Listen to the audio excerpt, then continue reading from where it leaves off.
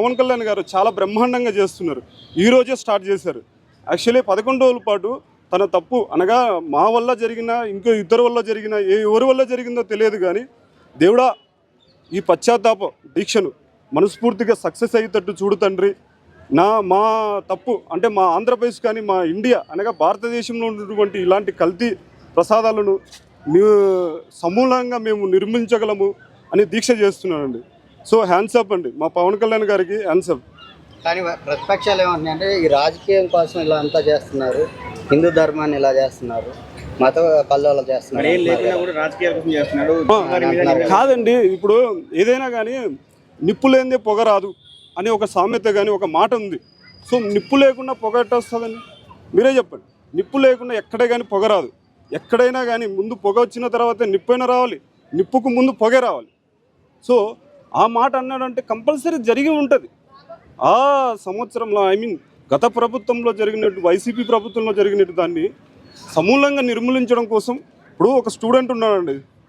ఒక స్టూడెంట్ ఏం చేస్తాడు, ఎగ్జామ్ రాస్తుంటాడు.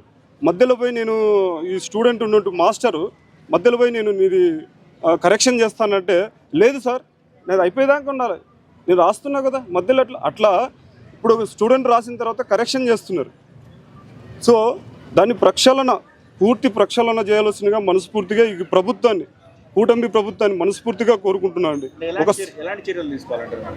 దీన్ని ఏం లేదు, చర్యలు ఏంటంటే ఎవరు కలిపారు అనేది వాళ్ళని పక్కన పెట్టాలి అని నేను చెప్పట్లేదు, వాళ్ళని శిక్షించాలి.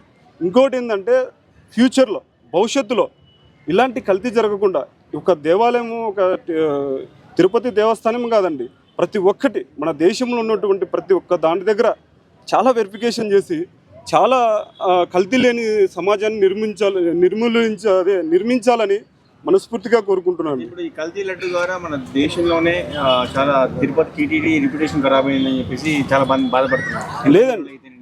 లేదా అది వచ్చాయి కానీ కరెక్టే, అది గత ప్రభుత్వం జరిగిందని వాళ్ళకు కూడా తెలియాలి. గత ప్రభుత్వం జరిగిందని దాన్ని వెరిఫికేషన్ స్టార్ట్ అయిపోయింది ఆల్రెడీ, గత ప్రభుత్వం. నిజంగా జరిగిన దాని లోపల చేయాలి, ఇటు బయటికి తీసుకురావడం వల్ల అందరికి ఇది అవుతుంది కదా అని. అవును, అందరికి మనోభావాలు అనేది ఉంటాయండి. సాంప్రదాయబద్ధంగా దేశవ్యాప్తంగా వస్తారు, లోపల సర్దిమర్చించాల్సింది కదా, బయటికి తీసుకొచ్చారు, దీనివల్ల అందరికి ఇబ్బంది కదా అంటున్నారు. అవును కరెక్టే, అందరికి ఇబ్బంది. అంటే ఒకటండి, దొంగ ఎన్నాలని దాక్కుంటాడు. ఇప్పుడు దొంగ అనేవాడు ఎన్నాళ్ళు దాక్కుంటాడు. పోనీలేండి, మనకు కావాల్సిన వస్తువు ఇంట్లో వాళ్ళు వాడకుండా పెట్టుకుంటాం, మనమే వాడుకుంటా ఉన్నాం. వాళ్ళు ఏం చేస్తారు, ఒక్కోసారి చూసి మేము కూడా వాడుతూ ఉంటాం. అంటే ఇది మాకు పనికి రాదని మిగతా వాళ్ళు అంటారు. సో ఇలాంటిది ఏమన్నాలంటే ఇలాంటి బయటికి రావాలి. ఇలాంటి కల్తీ మనుషులు అంటే వాళ్ళు ఎట్లా కల్తీ చేశారో మాకు కూడా ఇంతవరకు అర్థం కావట్లేదు. ఇప్పుడు చంద్రబాబు గారు స్పందించడం, బయట పెట్టడం అనేది ఎంతవరకు కరెక్ట్ అంటారు అన్న? కరెక్టేనా? ఎందుకంటే చాలా గత ప్రభుత్వం కాదు, చాలా ఇంతకు ముందు జరిగినటువంటి కొన్ని బయటికి తీయాలి. 4 months బ్యాక్ వచ్చిన రిపోర్ట్ ఇప్పుడు బయట పెట్టడం అనేది దేనికి సంకేతం? అంటే ఇది దేనికి సంకేతం అంటే గత ప్రభుత్వం ఉన్న లోపాలను ఎత్తి చూపడం కోసము, గత ప్రభుత్వం జరిగినటువంటి కొన్ని దారుణాలను చూపించాలి. అయ్యా మీరు ఇలా చేశారు, మీ ఫ్యూచర్ ఇలా చేయబోతున్నాం. తిరుమల లడ్డూపై జరుగుతున్న సమస్య గురించి తప్పకూడదంటారు ఫస్ట్ ఆఫ్ ఆల్. అన్న, తిరుమల లడ్డు అనేది కల్తీగా జరగడం అనేది చాలా అన్యాయం అన్న. హిందూ సాంప్రదాయాల ప్రకారము మన తిరుపతి దేవస్థానం చాలా పెద్దదన్న.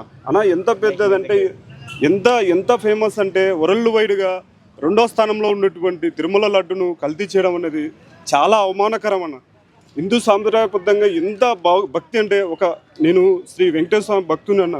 ఇప్పుడు నుంచే కాదు, మా తరతరాల నుంచి భక్తులం అన్న. ఒక లడ్డు కల్తీ జరిగిందంటే మన మనిషిలో కల్తీ జరిగినట్టు. సో నేను భావిస్తున్నాను మనిషిలో కల్తీ జరిగింది. అది ఏ విధంగా జరిగిందంటే నేను చిన్న న్యూస్ కూడా చూశాను.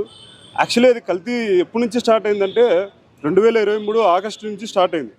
సో ఒక చిన్న ఇంటూ కూడా నేను చూశాను. సో అప్పటి నుంచి వాళ్ళు ఏం చేసేవాళ్ళు అంటే ఏదో బీఫ్ ఫిష్ ఆయిల్ ఇవన్నీ కలిపినారు. సో కలిపినారని వార్తలు వచ్చాయి కరెక్టే, కానీ అది ల్యాబ్లో కూడా రిజర్వ్ అయింది. సో ఇంకోటి ఏంటంటే అసలు సిసలైన కల్తీ లేకుండా మంచి నెయ్యిని అందించే కర్ణాటక మిల్క్ అంటే నందిని వాళ్ళు, కర్ణాటక మిల్క్ ప్రైవేట్ లిమిటెడ్ వాళ్ళు బాగా అందిస్తున్నారు. సో మంచి స్వచ్ఛమైన నెయ్యిని అందిస్తున్నారు. సో అలాంటి నెయ్యి అందించే ఆ సంస్థను తీసేశారు ఎప్పుడు వైసీపీ కాలంలో. సో తీసేసి తర్వాత ఆల్ఫా అని ఉల్ఫా అని చిన్న చిన్న పెద్ద పెద్ద ఏంటివో మిల్క్ ప్రోడక్ట్స్ సంబంధించి వాళ్ళ కార్పొరేట్ సిస్టమ్ నుంచి తీసుకొచ్చారు. వాటిలో కల్తీ జరిగిందని 100% నిజమవుతుందన్న. ఎందుకంటే ఆల్రెడీ రిపోర్ట్స్ వచ్చాయి, చిన్న చిన్న రిపోర్ట్స్ వస్తాయి. బట్ ఇవాళ ఈ నెల బుధవారం తారీఖు కోర్టుకు వేశారు. అది కోర్టు నిజమైతే ఇంకా అవమానకరమైంది అన్న. సో క్షమించిన నేరం ఇది. కేజీ నెయ్యి ఎంత కాస్ట్ ఉంది, వాళ్ళు ఎంత తీసుకున్నారు అసలు ఏంటి అన్న? స్వచ్ఛమైన నెయ్యి అయితే దాదాపు 650-700 దాకా ఉందన్న. ఇంకా దేశీ సంబంధించి దేశీ నెయ్యి అయితే దాదాపు 1000 రూపాయల దాకా ఉంది. సో 1000 రూపాయల దాకా ఉన్నటువంటి 750 రూపాయలు ఉన్నటువంటి 320 రూపాయలకు అమ్మడం అనేది, 320 రూపాయలు కొనడం అనేది, కొనుగోలు చేసి తీసుకోవడం అనేది దాంట్లో ఎంత కల్తీ ఉంటుందో అర్థమైంది. సో మనం తింటున్నటువంటి పానీపూరి కానీ ఏదైనా కానీ కల్తీ జరిగితేనే అబ్బా కానీ పానీపూరిలో అది మోషన్స్ వస్తున్నాయి, విరోచనాలు వస్తున్నాయి అని చెప్పేసి వాటినే బ్యాన్ చేస్తున్న మన దేశంలో ఇలాంటిది ఏం చేయాలి చెప్పండి, మీరే చెప్పండి. సో దీనికి సొల్యూషన్ ఒకటే, కల్తీ జరగకుండా చూసుకోవాలి. ఇంకొక ఇంపార్టెంట్ ఏంటంటే హిందూ దేవస్థానంలో ప్రతి ఒక్క చోట చాలా వెరిఫికేషన్ జరగాలి. ఎలా జరగాలంటే దాన్ని భూస్థాపితం చేయాలి కల్తీ అనేదాన్ని. సో దేవాలయాలని మనకు ఇప్పటి నుంచి కాదన్న, ఎప్పుడో గత కొన్ని వందల ఏళ్ళ నుంచి రాజులు కానీ రాజ్యాలు కానీ ఆ తర్వాత ఉన్నటువంటి పాలకులు కానీ పాలించేటప్పుడు వాళ్ళు మంచి మంచి ప్రసాదాలు ఇచ్చారే తప్ప కల్తీ ఇవ్వలేదు. ఇప్పుడు కలియుగం కాబట్టి చాలా కల్తీ అయిపోతుంది. సో కలియుగమైనా ఏదైనా ప్రభుత్వాలు ఏం చేయాలంటే కల్తీ లేని ప్రసాదాలు కానీ కల్తీ లేని మనుషులను కానీ అక్కడ పెట్టాలి. ఇప్పుడు పవన్ కళ్యాణ్ గారు క్షమించు తిరుమలేశ అని 11 రోజుల దీక్ష చేపట్టారు. దీని మూలంగా మీరేమంటారు అన్న? నేను యాక్సెప్ట్ చేస్తానన్న.